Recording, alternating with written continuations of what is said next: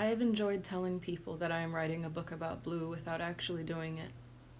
Mostly what happens in such cases is that people give you stories or leads or gifts, and then you can play with these things instead of with words. Over the past decade, I have been given blue inks, paintings, postcards, dyes, bracelets, rocks, precious stones, watercolors, pigments, paperweights, goblets, and candies.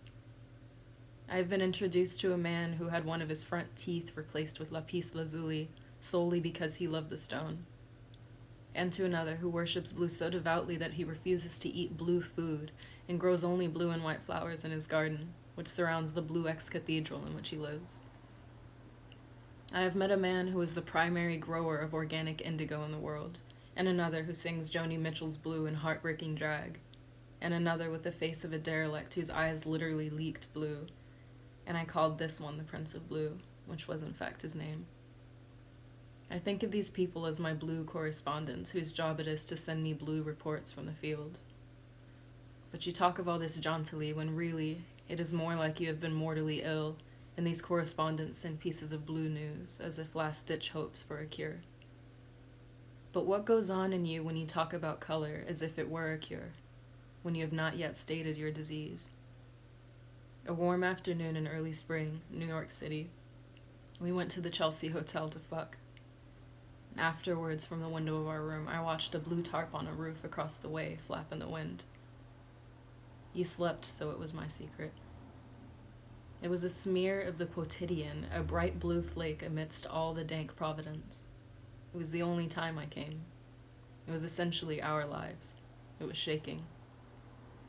Months before this afternoon, I had a dream, and in this dream an angel came and said, "You must spend more time thinking about the divine and less time imagining unbuttoning the Prince of Blue's pants at the Chelsea Hotel." But what if the Prince of Blue's unbuttoned pants are the divine? I pleaded. "So be it," she said, and left me to sob with my face against the blue slate floor. Fucking leaves everything as it is. Fucking may in no way interfere with the actual use of language, for it cannot give it any foundation either. It leaves everything as it is. Different dream, same period. Out at a house by the shore, a serious landscape. There was a dance underway in a mahogany ballroom, where we were dancing the way people dance when they're telling each other how they want to make love.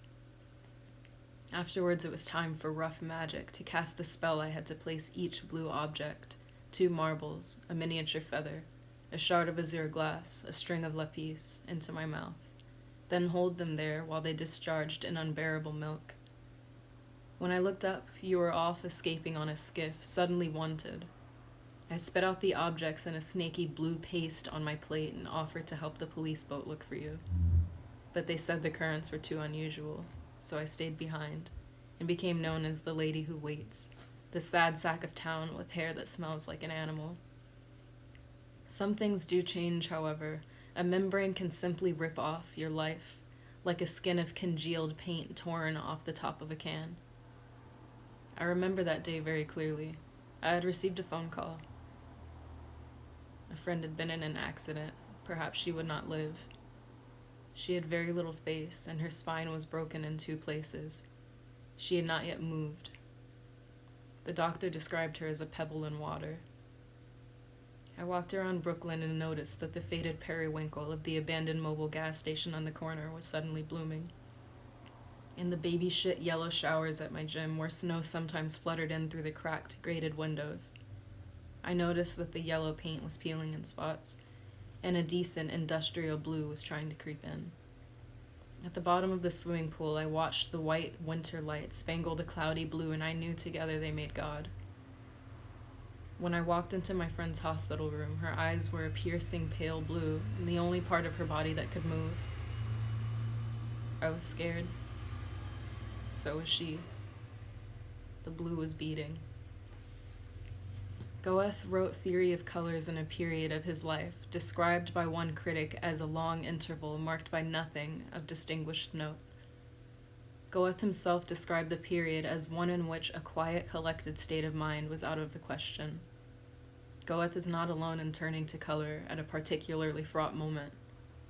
Think of filmmaker Derek Jarman, who wrote in his book Chroma as he was going blind and dying of AIDS, a death he also forecast on film as disappearing into a blue screen.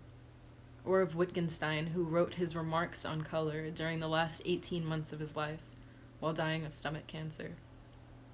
He knew he was dying. He could have chosen to work on any philosophical problem under the sun. He chose to write about color. About color and pain. Much of this writing is urgent, opaque, and uncharacteristically boring.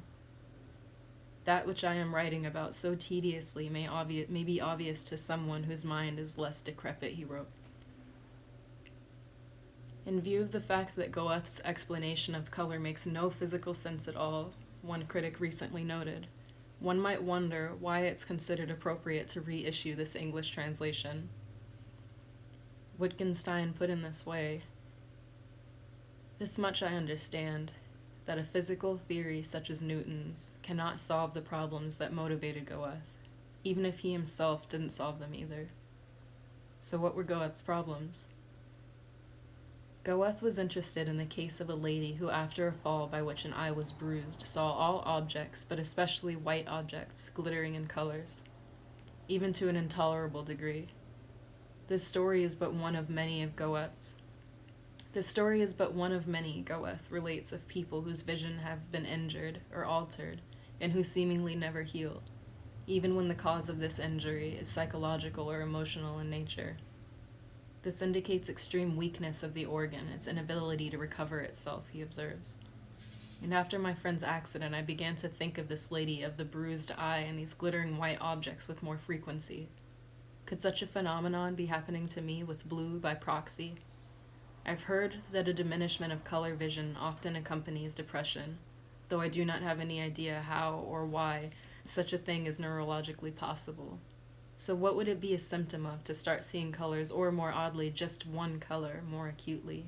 Mania, monomania, hypomania, shock, love, grief? But why bother with diagnosis at all if a diagnosis is but a restatement of the problem?